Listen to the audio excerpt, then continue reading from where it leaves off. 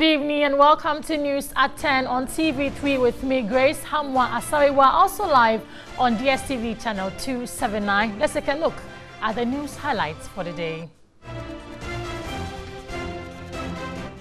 The committee has been constituted to see to the organization of the state burial for former UN Secretary General Kofi Annan.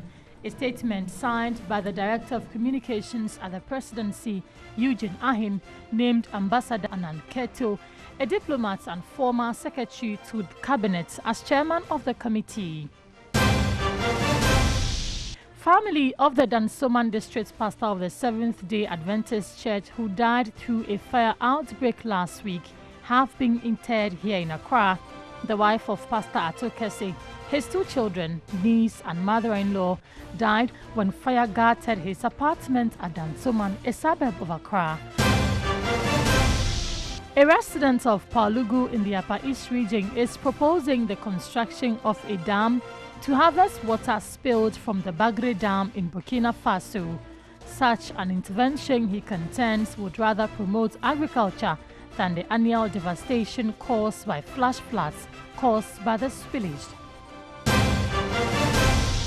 Isaac the Royal Storm Dogbe retains his WBO Super Bantamweight title, stopping Japanese Hidinori Otake, and calls out for the WBC and WBA champions Ray Vargas and Danny Roman to bring their titles. He recorded a first-round technical knockout after dropping Otake twice. President Emmerson Mnangagwa has called for unity in Zimbabwe after being sworn in Sunday to start its 5-year term. Emmerson Mnangagwa took the oath of office from Chief Justice Luke Malaba. On Friday, Chief Justice Luke Malaba confirmed Mnangagwa's July 30th victory over Nelson Kamisa of the opposition movement for Democratic Change Alliance. Tributes from former U.S. presidents and across the political spectrum have poured in for Republican Senator John McCain, who has died aged 81. Barack Obama, who beat him to the White House in 2008, said they had shared a fidelity to something higher. George W. Bush described him as a patriot of the highest order.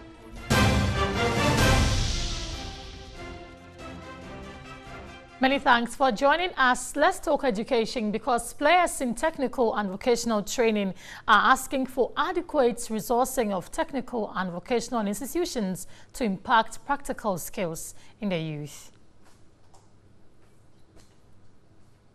There's a saying that those who enroll on TVET these institutions are those who could not make it at this BCE or even at this SHL level. So that respect is not there. So long as the respect is not there, the students and the teachers will not be motivated enough to do the job. And if there's no motivation, what it means is that productivity and performance will also be very low. Another issue has to do with resourcing. You see, we need to resource all the TVET institutions so that with the needed equipment and teaching and learning materials, other teaching and learning materials, so that the facilitators will be able to give the needed training needed by the students to be able to perform at the workplace. TVET sector thinks that the competency-based training is a proper approach for delivery of TVET in Ghana. And we expect that some kind of machinery to be put in place so that all TVET providers should be able to have access to such new ways of delivering TVET in Ghana. Let's stay a while longer on this subject, because President Akufo-Addo says government will expand technical and vocational opportunities at both secondary and tertiary levels. Speaking at the 50th anniversary of the whole technical university, the president said his government intends building 20 modern vocational education and training TVET institutions in Ghana.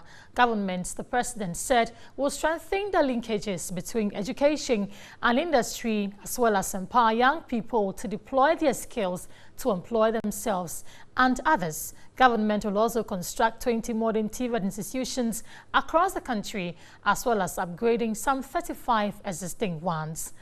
Let's now speak with Peter Patianti, who is Executive Director, Institute for Education Studies.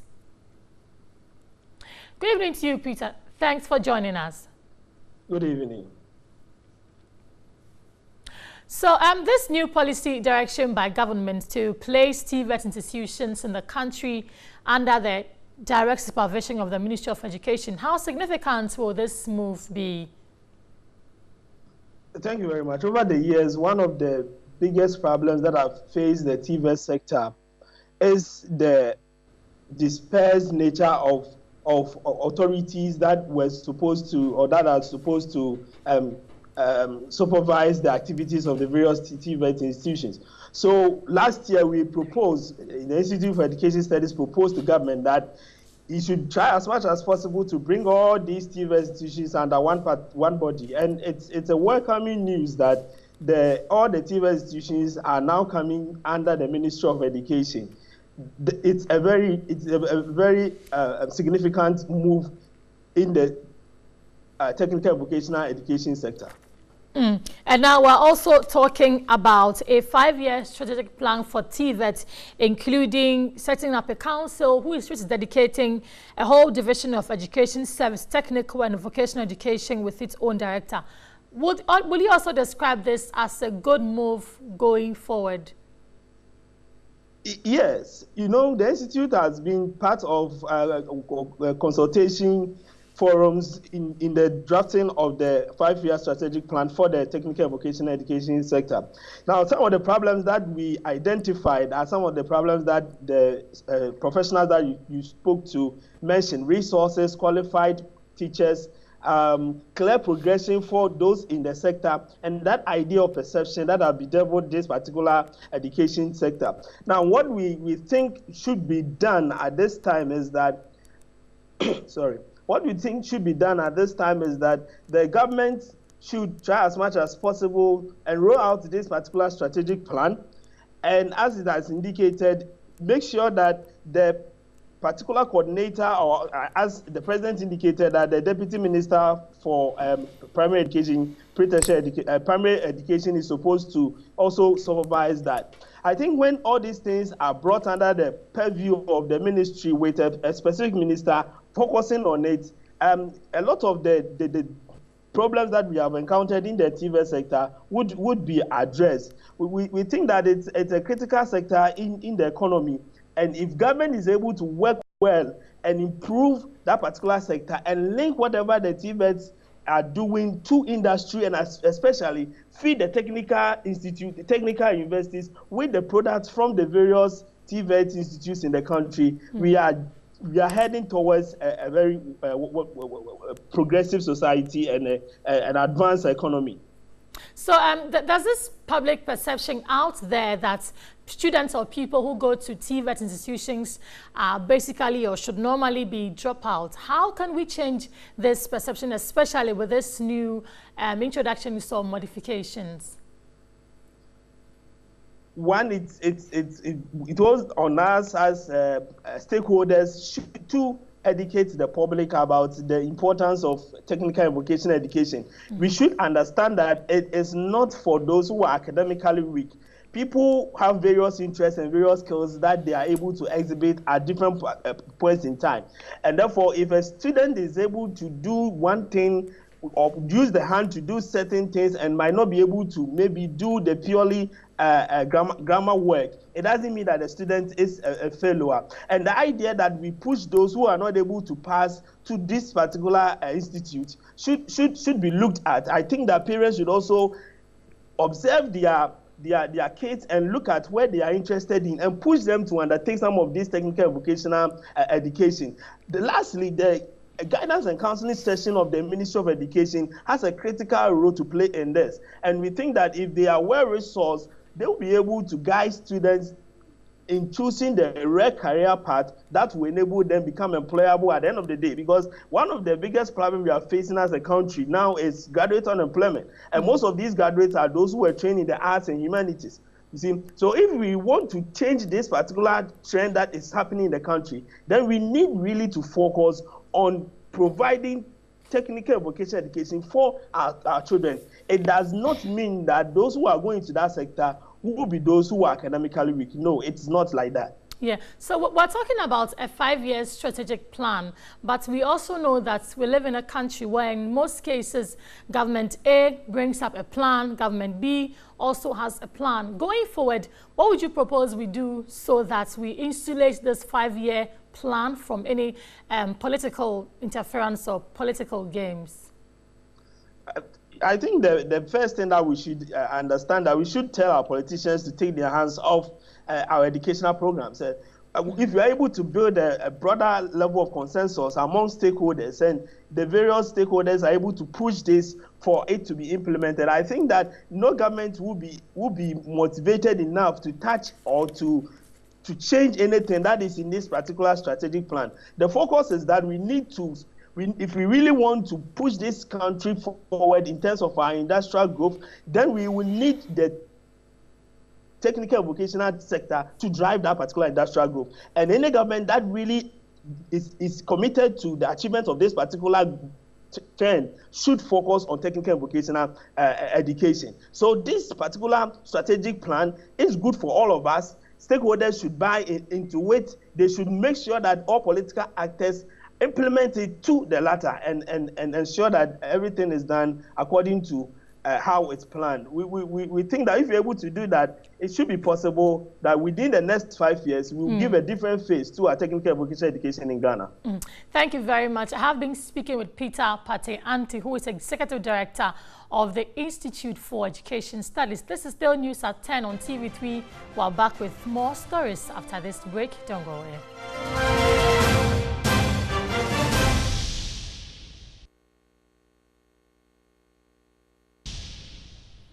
Welcome back. This is News at 10 on TV3, also live on DSTV channel 279. For residents along the Adenta-Medina Highway, the killing and maiming of pedestrians and other road users have become a norm. Residents say at least 3 accidents are witnessed every week, particularly at the Adenta SDA Junction stretch. A decade after the completion of the Medina-Adenta Highway, the road has left several lives in pain, just as much as it was expected to bring relief to its users.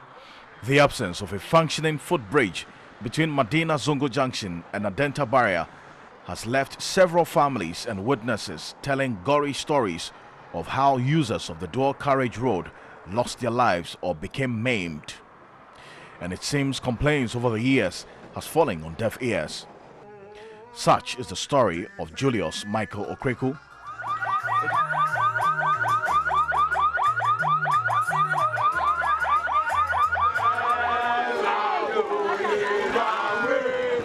It is not different from others who have lost their lives at the SDA stretch, not far from where his funeral is being held. Michael was crossing the highway after visiting his parents when he met his untimely death. Jordan Amwako, who sells electronic products here, witnessed the accident. It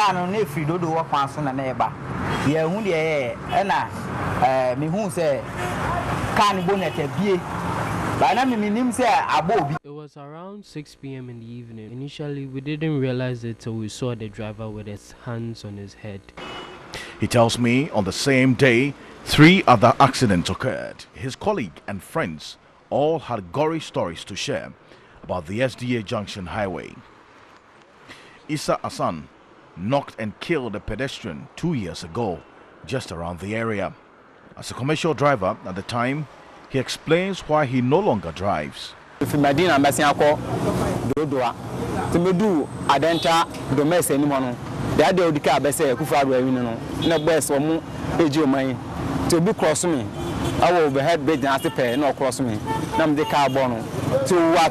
Someone crossed me just beneath the bridge. It happened on the day Nana Akufo-Addo was declared winner of the 2016 presidential elections. The Adenta SDA taxi rank is not far from the non-functioning traffic light, an abandoned bridge.